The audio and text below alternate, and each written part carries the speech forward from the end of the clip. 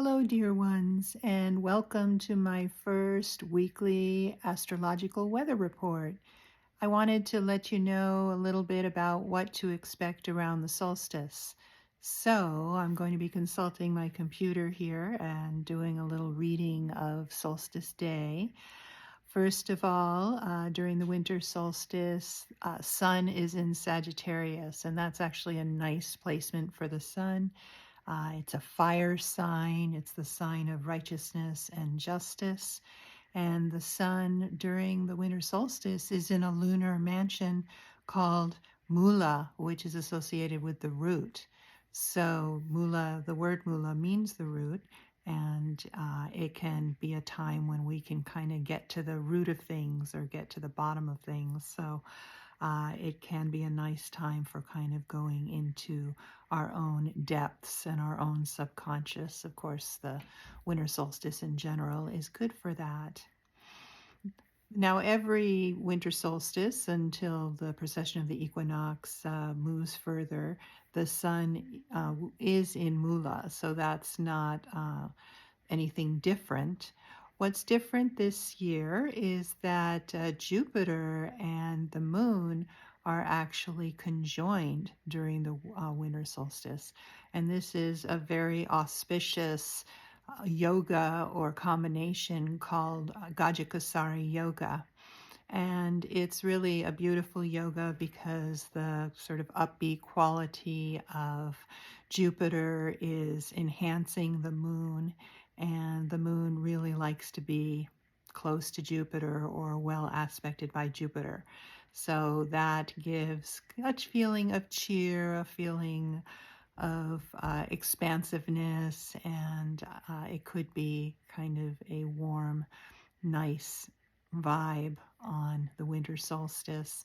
They are in the lunar mansion of Ashwini, and Ashwini is ruled by the Ashwini Kumars, who are the twin horse-headed physicians that ride through the skies giving medicine to the gods. And they're very much associated with longevity, with travel, and with kind of an upbeat attitude.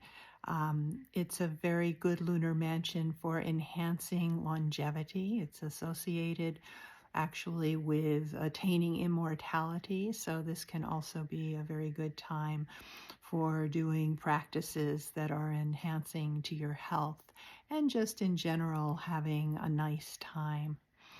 This is also emphasized even more because Moon and Jupiter are in aspect with Venus, and Venus is very nice at this time as well.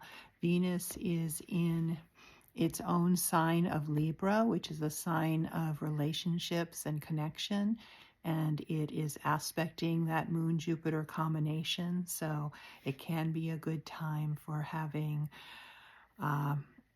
nice, warm, juicy feelings in your relationships.